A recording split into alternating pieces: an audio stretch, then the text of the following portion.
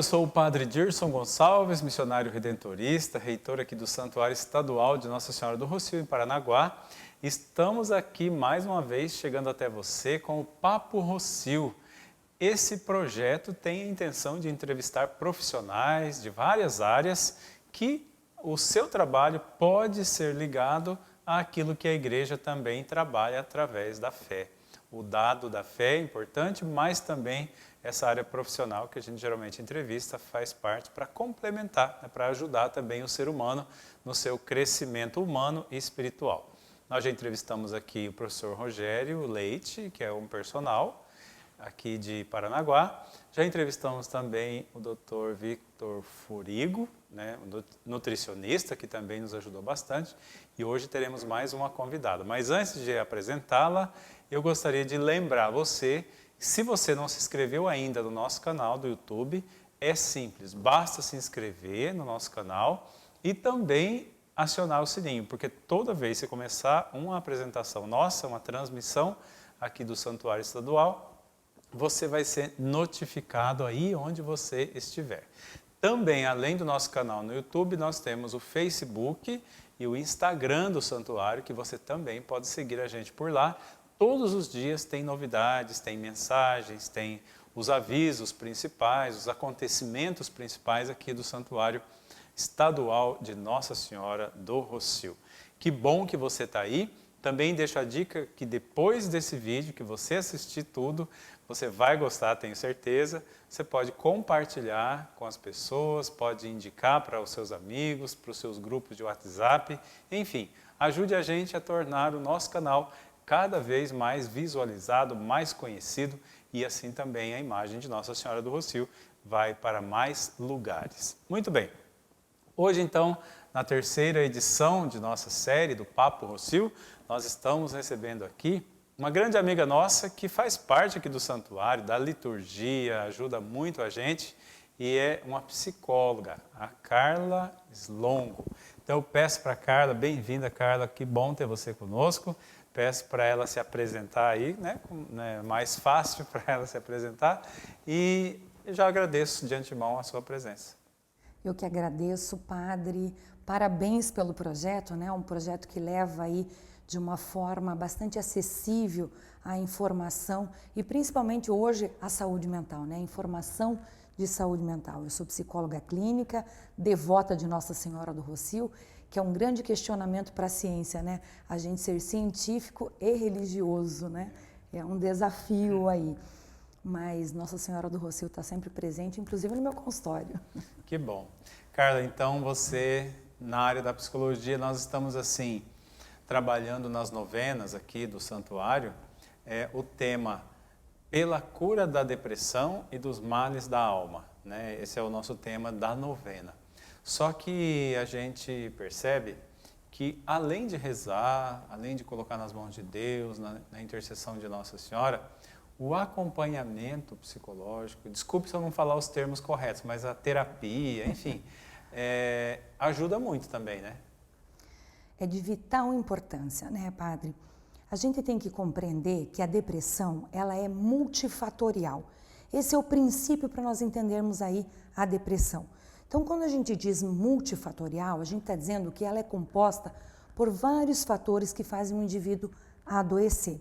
Se ela é composta por vários fatores que o indivíduo adoece, ela também precisa de vários fatores para que esse indivíduo seja curado. Então, a psicoterapia, muitas vezes a medicação, isso vai depender, Padre, de nível de depressão. Então, quando eu falo em depressão, nós temos que entender que depressão, nós temos a leve, que ela pode ser tratada com psicoterapia somente, então indo ao psicólogo, seguindo as recomendações que são dadas por esse psicólogo, por esse profissional de saúde mental.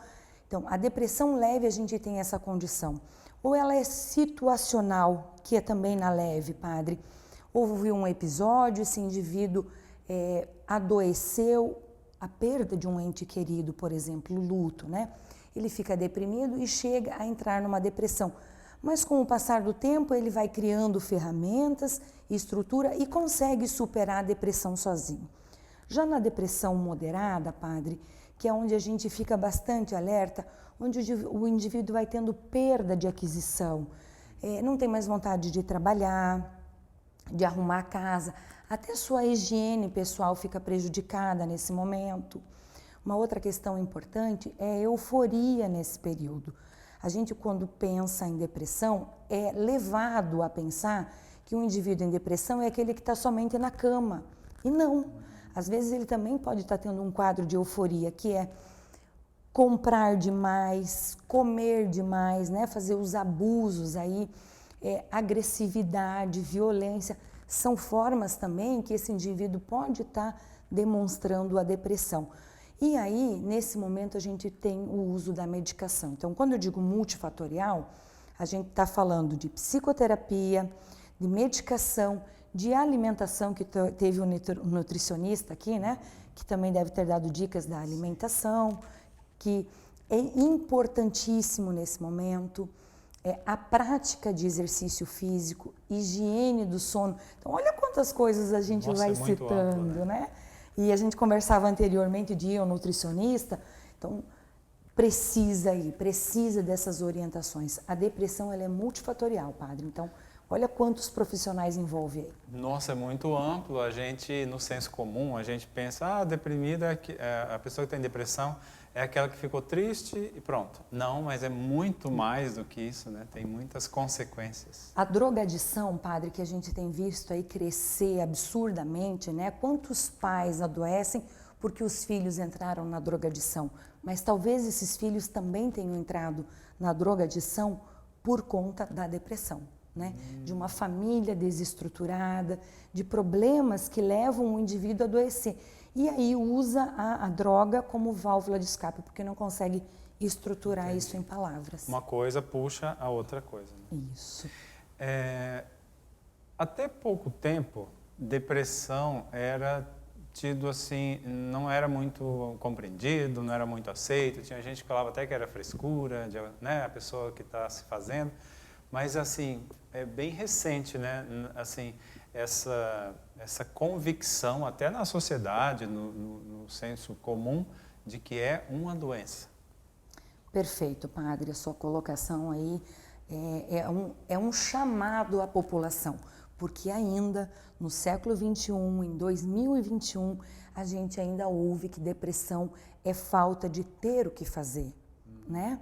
E a gente vê empresários milionários com depressão. A gente vê empresários que não têm tempo para a família e adoecem por conta dessa falta de tempo. Então, não é por falta de ter o que fazer. Tá ligado ao dinheiro. Sim, depressão, um dos fatores que leva o indivíduo a adoecer pode ser, sim, a falta de dinheiro. Mas essa falta de dinheiro, padre, vai lá naquela estrutura das necessidades básicas do indivíduo serem atendidas, que é segurança, alimentação, não é o conforto, não é do luxo que nós estamos falando. Quando você está sempre preocupado, correndo atrás do prejuízo, você está fazendo pico de estresse, né? Está sempre vivendo no estresse, e o estresse leva o indivíduo a adoecer também. Sabia, padre, que o Brasil é o país mais ansioso do mundo? O Brasil? O Brasil. Não sabia esse dado. E que 30% dos indivíduos que são acometidos pela ansiedade, eles evoluem para a depressão. Então, olha como uma coisa vai desencadeando outra, né? E as pessoas ainda em senso comum acreditam que depressão é falta de ter o que fazer, é falta de olhar para si próprio. Não, ela é multifatorial, ela tem componentes químicos, por isso a importância da medicação quando ela é moderada para fazer essa reposição para que esse indivíduo entre em equilíbrio.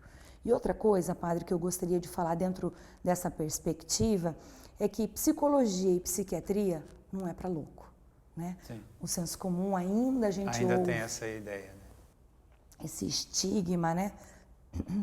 Esse estigma de que a depressão é fragilidade, é pessoas fracas e que procurar ajuda é coisa de louco, gente.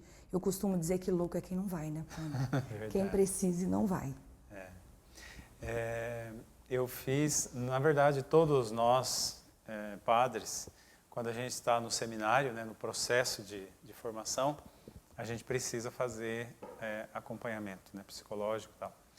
No meu tempo era para fazer 1 ano, até 1 ano e meio, se fosse o caso, né? Eu fiz os 4 anos de teologia. Eu morava em São Paulo e fazia teologia, faculdade, mas eu gostei tanto desse primeiro ano que eu pedi para o superior para continuar fazendo. E me ajudou muito porque... mas a gente tem que se entregar também, né? A gente tem que aceitar aquele processo e entrar no processo, também não, senão não resolve nada. Mas um testemunho assim de que me ajudou muito, muita coisa do que eu sou, o jeito de ser hoje, é fruto desse acompanhamento, né, que eu fiz nesse tempo de seminário.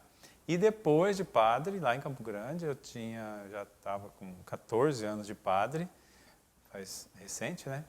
Eu precisei de novo. Então é um trabalho assim muito bom. Vocês, psicólogos, vocês têm um sacerdócio, né? Ajudar a pessoa a viver. Isso é muito importante. Mas eu queria entrar numa outra questão.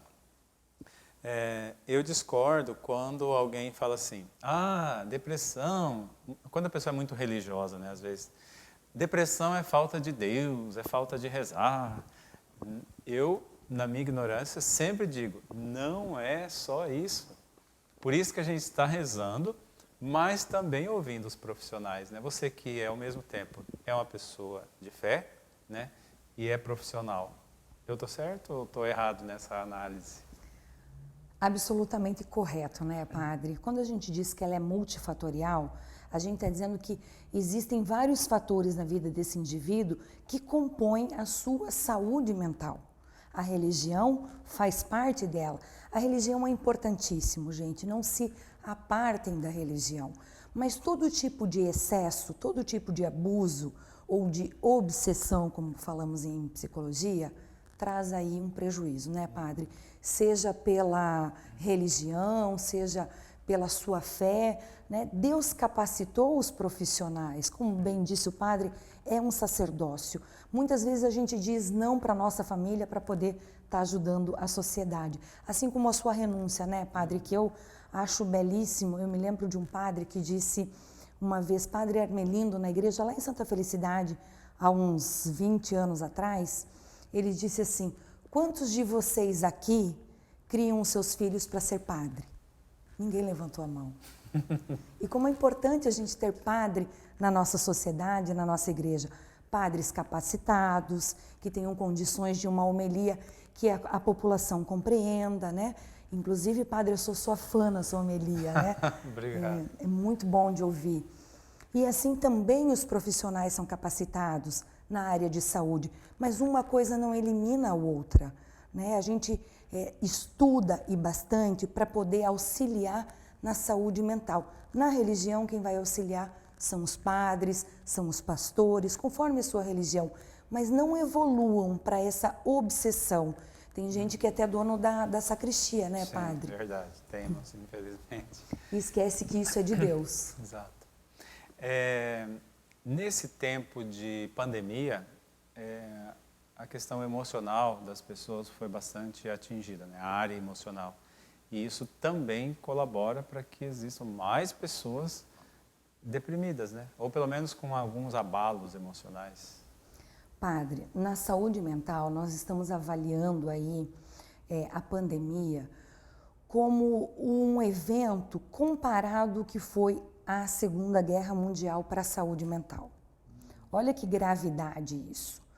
O que eu quero dizer com isso? Na Segunda Guerra Mundial, alguns transtornos foram identificados, como a enurese noturna, crianças, né, que faziam xixi na cama, aí, de terror, o barulho de bombas, com barulho de tiros, de pais que iam para a guerra e com a possibilidade de não voltar, então aquele terror.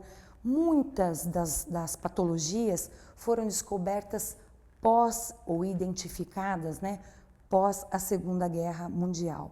A pandemia também vai trazer aí algumas patologias já existentes, padres, mas com uma intensidade maior, né?